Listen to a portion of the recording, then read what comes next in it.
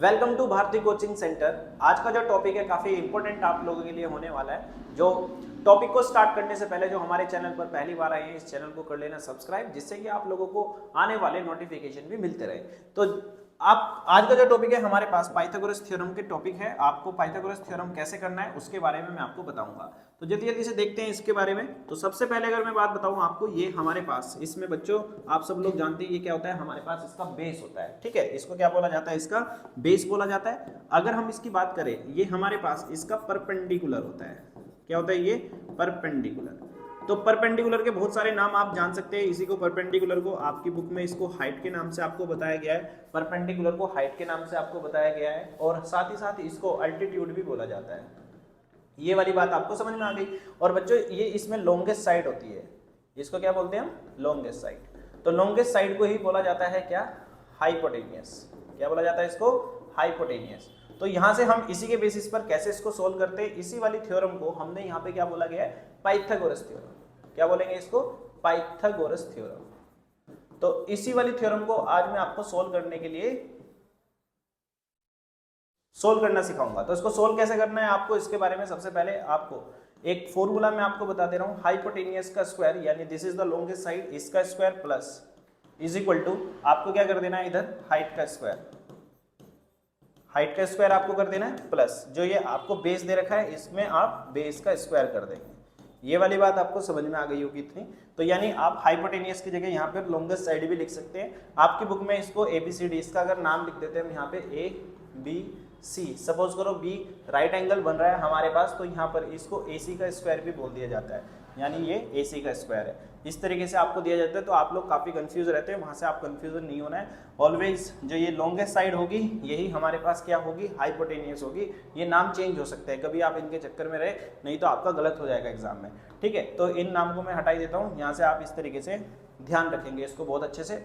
अगर मैं इसमें आपको इसको सोल्व कैसे करते हैं, आपके एग्जाम में क्वेश्चन कैसे आएगा, उसी को करना सीखना है मेन हमारे पास। तो इस वाली प्रॉपर्टी को आप अच्छे से याद रख लीजिए। तो जैसे सपोज करो ये हमारे पास एक राइट एंगल ट्रायंगल दे रखा है। सपोज करो ये हमारे पास यहाँ पे 3 है और ये हमारे पास बेस इसका 4 है, और आपको ये x वाली लेंथ निकालनी है। तो आप कैसे फाइंड आउट करेंगे?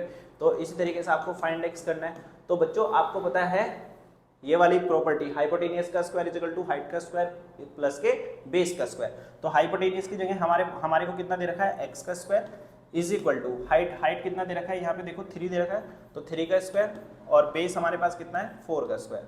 तो इसी तरीके से 3 प्लस 3 का स्क्वायर करेंगे तो 9 होता है, 3 3 जा 9 प्लस 4 4 जा कितना होता है? 16 होता है। ये 3 2 जा 6 नहीं करना है, 3 इंटू 3 करना है, क्योंकि ये स्क्वायर है। और ये 4 4 जा 4 इंटू 4, इसी तरीके से आपको कितना करना है? 16 करना है। तो 9 प्लस के 16 ऑल ऑफ यू नो कितना आता है हमारे पास? 25 आता है। तो यानी ये एक्स स्क्वायर की वैल्यू 25 आएगी। अब यहाँ से जो x की वैल्यू होगी हमारे पास 5 आएगी। ठीक है, जिन बच्चों को समझ में नहीं आता x 5 कैसे आता है, वो क्या करें? स्क्वायर रूट को अच्छे से याद कर ले। स्क्वायर रूट अच्छे से याद करें। स्क्वायर रूट मतलब जैसे 2 इंटू 2 बच्चों हमारे पास कितना होता है? 4, 3 इंटू 3 कितना होता है? 9, ऐसे ही 4 इंटू 4 कितना होता है? 16, और 5 इंटू 5 कितना होता है? 25। तो यानी 25 यानी 2 पेयर का एक 5 यहाँ पर लिया जाएगा। इस तरीके से आपको याद रख लेना है, तो 5 इसका आंसर आ जाएगा। तो इस तरीके से आप पाइथागोरस थ्योरम के और भी बहुत सारे क्वेश्चन कर सकते हैं। मैं आपको एक क्वेश्चन और सिखाऊंगा जो आपके लिए काफ़ी इंपॉर्टेंट होने वाला है। इसमें आपको क्या कर दिया जाएगा? पाइथागोरस में आपको जैसे ये एक दे दिया गया है राइट एंगल ट्रायंगल, इसमें सपोज करो ये हमारे पास 15 दे दिया गया है, और ये हमारे पास 9 दे दिया गया है, और ये वाली लेंथ आपको कितनी दे दी? x। तो यानी x आपको फाइंड आउट करना है। आप कैसे करेंगे?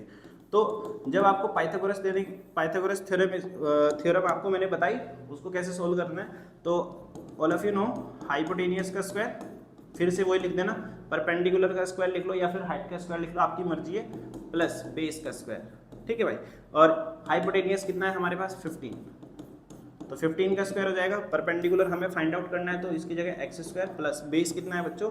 9 का स्क्वायर। ये वाली बात सबको समझ में आ गई? यहाँ तक आप सोल्व कर लेंगे। अब 15 इंटू 15 कितना होता है? 225, ऐसे ही एक्स स्क्वायर प्लस के 81। अब आप जब इसको सोल्व करेंगे यहाँ से 225 माइनस के 81 हो जाएगा is equal to x square. जो इधर प्लस का होगा दूसरी तरफ जाएगा तो माइनस हो जाएगा, सब लोग जानते हैं इस बारे में। इसको जब आप इसमें से माइनस करेंगे तो हमारे पास कितना आएगा? 144 तो इसी तरीके से यहाँ से x का वैल्यू आपको निकालना है, तो 12 इंटू 12 कितना होता है 144।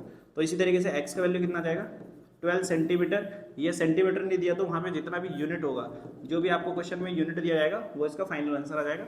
इस तरीके से आप इसमें पाइथागोरस थ्योरम को यूज कर सकते हैं। फिर भी अगर आपको कोई डाउट आता है तो मेरे से आप कमेंट करके पूछ सकते हैं। Thank you for watching.